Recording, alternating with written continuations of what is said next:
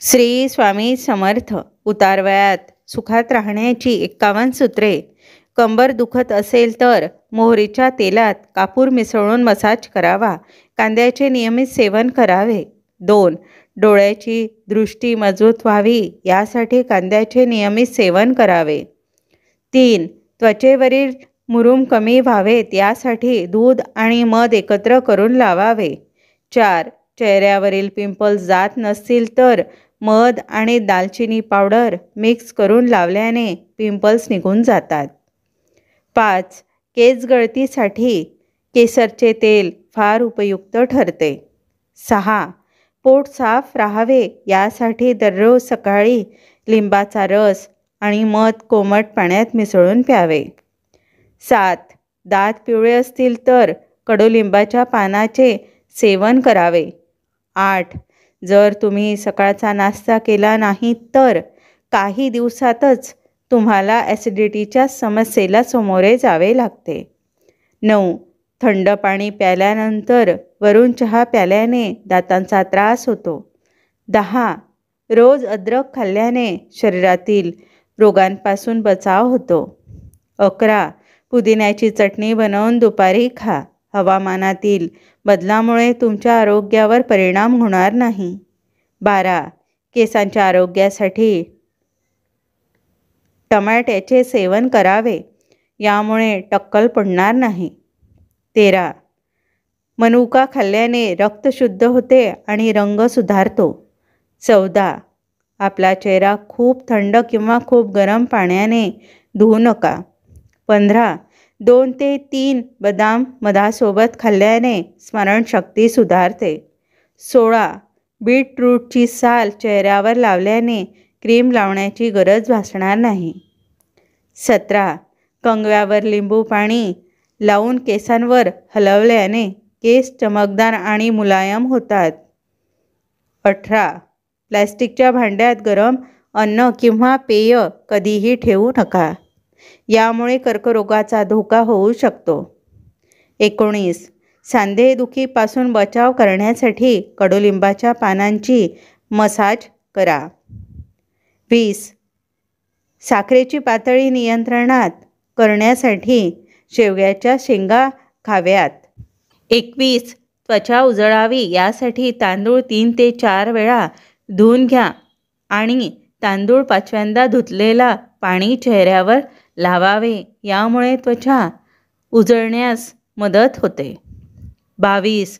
तुम्हाला बद्धकोष्ठतेची समस्या असेल तर रात्री 1 ग्लास पाण्यात 1 चमचा सुकी कोथिंबीर भिजवून ठेवा आणि सकाळी गाळून प्या. दररोज सेवन केल्याने बद्धकोष्ठता दूर होईल. 23. जेवणात जास्त गोड वापरल्याने दातांच्या समस्या वाढतात. 24. ज्यांना पुरळ येत असेल त्यांनी कारल्याचे पाणी प्यावे. यामुळे पुरळ कमी होते. 25. जास्त चहा प्यायल्याने गॅसची समस्या आणि भूक मंदावते. 26. जास्त भात खाल्ल्याने वजन झपाट्याने वाढते. 27. उहापासून सुटका हवी असेल तर आल्याची पेस्ट बनवून डोक्याला लावा. यामुळे उहापासून सुटका होईल. 28. गुळाचा चहा प्यायल्याने मेंदू तीक्ष्ण होतो व साखर वाढत नाही.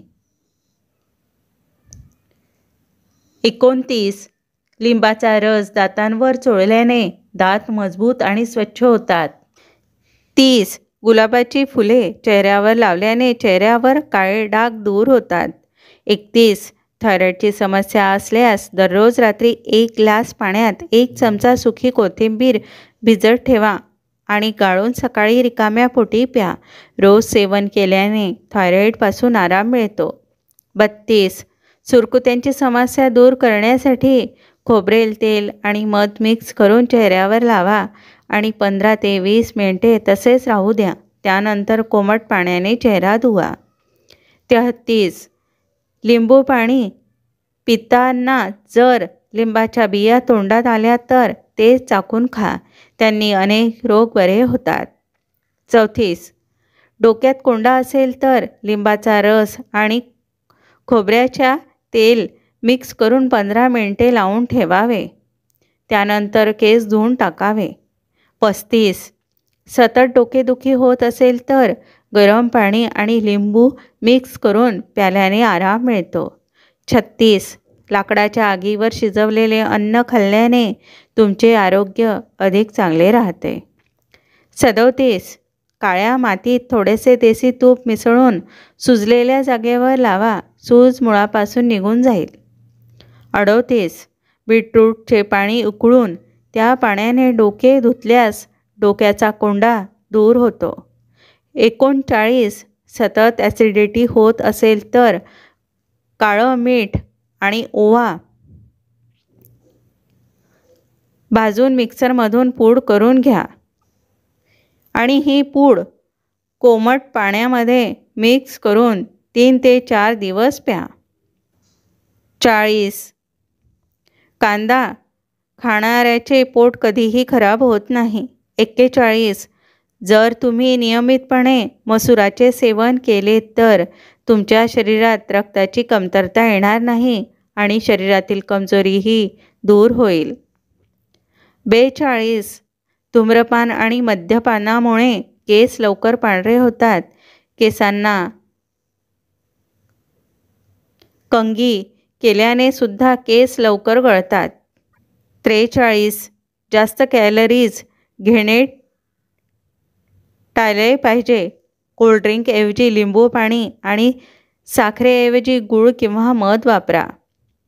44. डोकेदुखीसाठी लवंगाचा वास घेतल्याने आराम मिळतो. 45. रक्तशुद्धीसाठी गुळाचे सेवन केल्याने खूप फरक पडतो.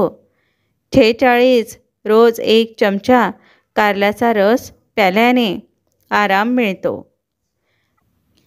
47. लसूण सोलून त्याच्या पाकळ्या दारी आणि खिडक्याजवळ ठेवा. यामुळे पाली दूर जात राहतील. 48. संध्याकाळच्या वेळी गोड खाऊ नका. कडू खावे. ते आरोग्यासाठी खूप फायदेशीर आहे. 49. जास्त गोड खाल्ल्याने दातांच्या समस्या वाढू शकतात. 50. काळ्या मनुका किडनी स्टोनला प्रतिबंध करतात म्हणून काळे मनुके खा. श्री स्वामी समर्थ.